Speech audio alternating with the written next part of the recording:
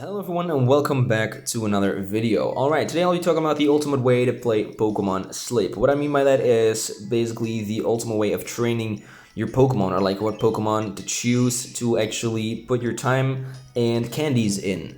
So yeah, which basically using candies on Pokemon is the easiest way to level them up and to evolve them. So yeah, let's take a look. What you want to do is go into Pokemon and go through all your Pokemon, and you'll see that each one has a certain amount of ingredients that they can gather. Like this Ivysaur, for example, can get honey. He can get 2 of those. He can get 4 snooty tomatoes, and he can get 6 potatoes. This Charmander can get 2 sausages, 4 gingers or whatever, and then 7 sausages again. This Squirtle who just hit level 30. That is pretty cool.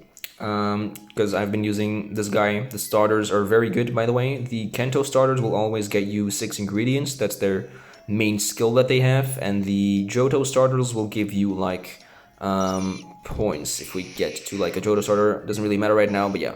Just saying the Kanto starters are good to get ingredients with, and to basically never run out. But yeah, this one has Moo Milk, Cacao twice. This one has Honey twice. So yeah, as you can see, each Pokemon has different ingredients, and what's something interesting that I'll show you right now is that it even differs depending on just what Pokemon. Even if it's the same species, it can differ from Pokemon to Pokemon. So we have a Geodude right here, who is level 8, has the Charge Strength. Now, as we know, the main skill is normally going to be the same most of the time, I think, but the little sub-skills like Ingredient Finder and Helping Speed, this is another Geodude, so this is both just a Geodude, but this one has Ingredient Finder S and Helping Speed, and this guy has Skill Trigger S and Inventory Up. So these differ, as well as the natures, those differ from Pokemon to Pokemon. But the berries always stay the same throughout the Pokemon lines. This Geodude has a Citrus Berry, this one has a Citrus Berry, the Graveler also has a Citrus Berry. But as you might see, this is actually a bad example because they all have the same, but this Geodude has the little... what is that, like the soybeans and then potatoes twice, as well as the Graveler. So they all have the same, but no worries. I have 4 Cubones here to show, or 3 Cubones and a Marowak. By the way, shinies don't do anything different,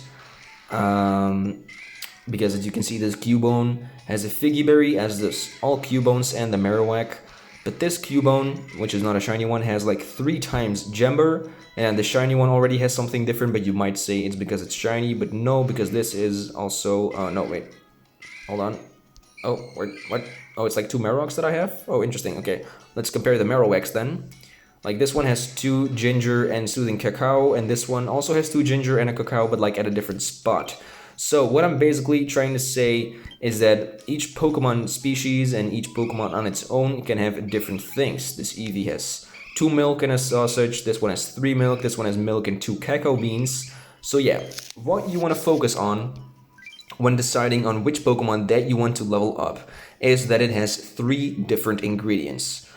In my opinion, that's the best, because all ingredients are used as often.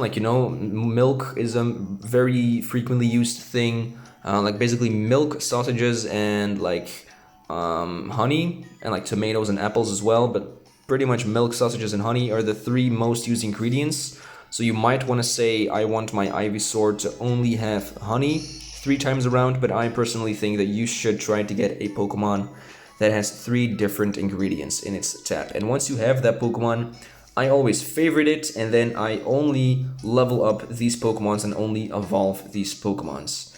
By the way, evolving your Pokemon is definitely worth your candies, because they get way stronger, and the time it takes them, the frequency to gather items, goes down by a lot. I think it's 10 minutes, which is kind of a lot, especially if just leveling up lowers it by a few seconds. Actually evolving the Pokemon lowers it by something 10 minutes. So that's kind of insane. So this is basically what I wanted to say. You want to look for a Pokemon that has 3 different ingredients, and then what I do is I favorite them, and then if I want to kind of level up those Pokemon, I can tag favorites, and then right here you'll see all of these Pokemon will have 3 different ingredients. So for this one, it's apple, soybeans, and sausage. Also, you should know Rattata can only get these 3 ingredients. It's not possible to get a Rattata that gathers honey, Red Hat has 3 ingredients, are apples, green grass soybeans, and bean sausages. So that's why it feels like the ultimate way to get everything out of this Pokemon that I can, and these will stay the same when I evolve it into Eradicate as well. So yeah, Pikachu, I just favorited this one because this is like the one you start with. This one is actually like an event Pikachu, so I'm not going to level this up as much because you cannot evolve an event Pokemon, but I just favorited it because it was an event Pokemon, even though it coincidentally does have the 3 different ingredients, which is unfortunate that I can't evolve this Pokemon. And then we have Wigglytuff right here. It only takes it 45 minutes to gather something. That is like the most like frequent gatherer that I have, and of course has 3 different ingredients. The same for all of these Pokemon right here. So that's what you want to focus on, in my opinion, if you want to get the most out of this as possible, and if you want to focus on actually leveling up which Pokemon and evolving which Pokemon. Like, you know, if you weren't sure which Pokemon to actually evolve or which Pokemon to actually invest your time into, I'd say this is something good to pay attention to, as well as like every time you get a new Pokemon every single day and you want to decide on which Pokemon, like after a while you pretty much have all of the Pokemon there. So then you can start going for Pokemon that you don't have 3 different types of ingredients on. If you know that you, for example, there's a Ghastly, a Geodude, and a Caterpie, and you already have a Caterpie and a Ghastly with 3 different ingredients, you might want to go for the Geodude and try to get a new Geodude that has like 3 different ingredients on them. So that's basically gonna be it. Have fun with the game. There's like some events going on right now and some events coming up, I'm pretty sure. So yeah, make use of it, have fun, and I'll see you in the next one. Later.